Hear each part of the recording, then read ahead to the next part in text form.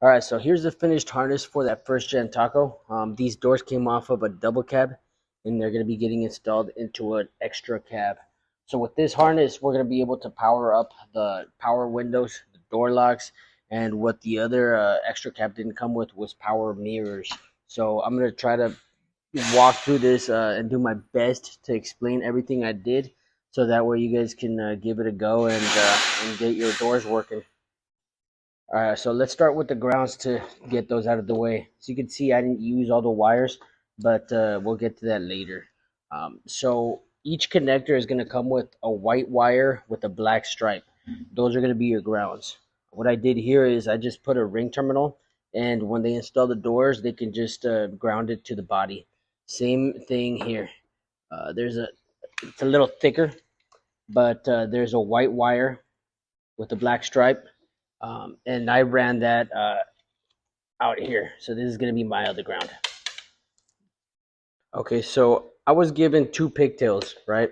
And what I did was pretty much just extend it, and so that way it could be installed inside of the truck. So I figured out all the color codes and what needs power, what doesn't need power, what goes to a relay, what doesn't. So you can take a screenshot of that and just keep it next to you while you're doing your wiring. So we're going to start with the power windows.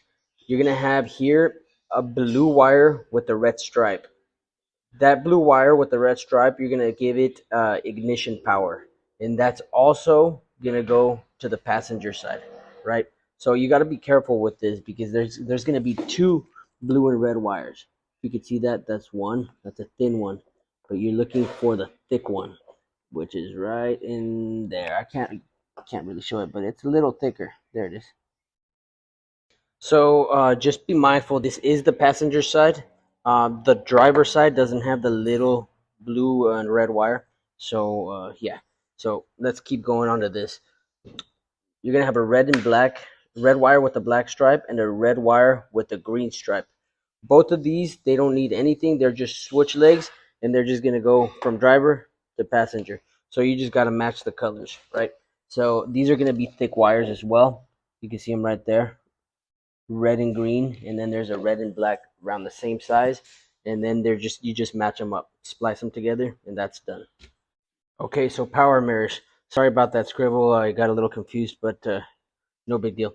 So for this harness, I was actually missing one of the plugs, and so I made my own temporary ones.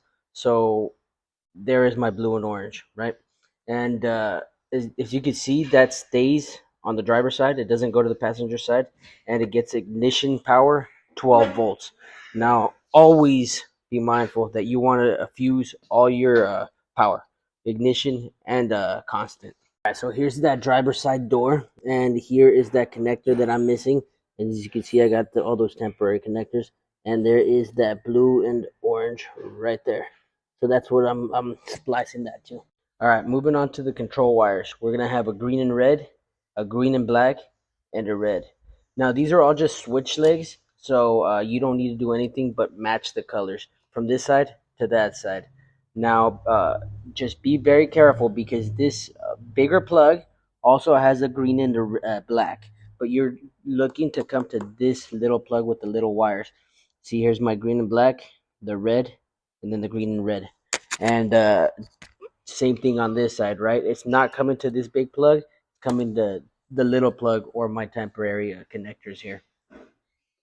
All right, last but not least, we got the door locks. Now, the door locks are definitely a little more complicated just because you need to reverse the polarity in order to have the motors go up and down.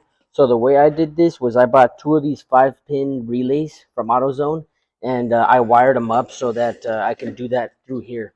So just a quick breeze through these.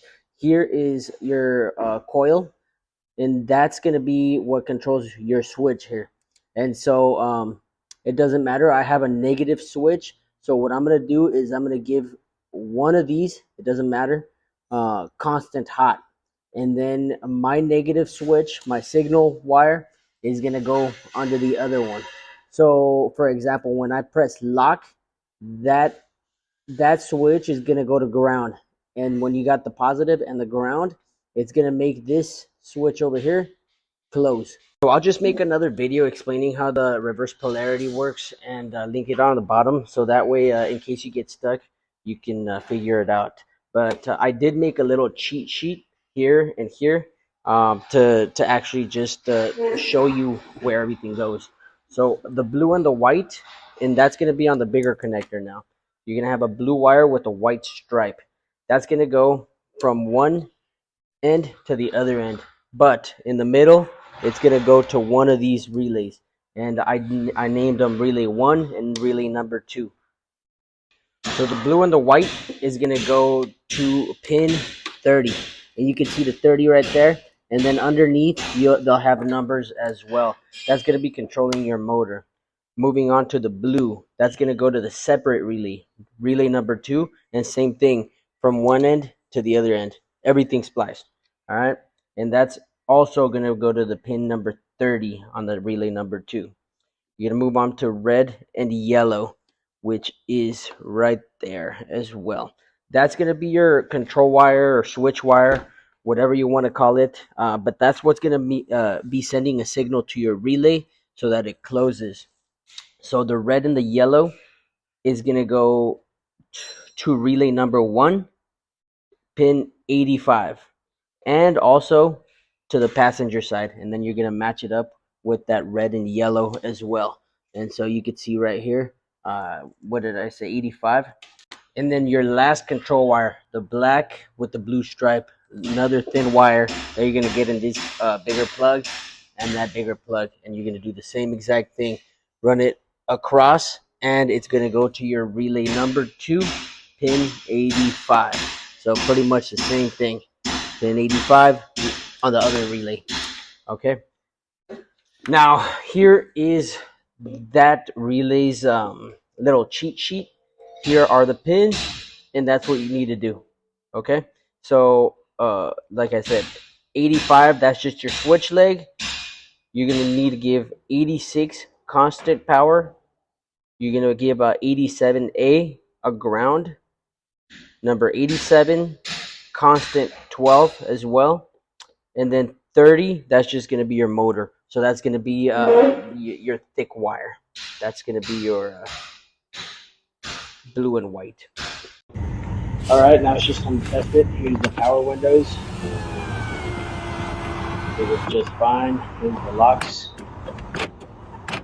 Looking good. And then the power mirrors.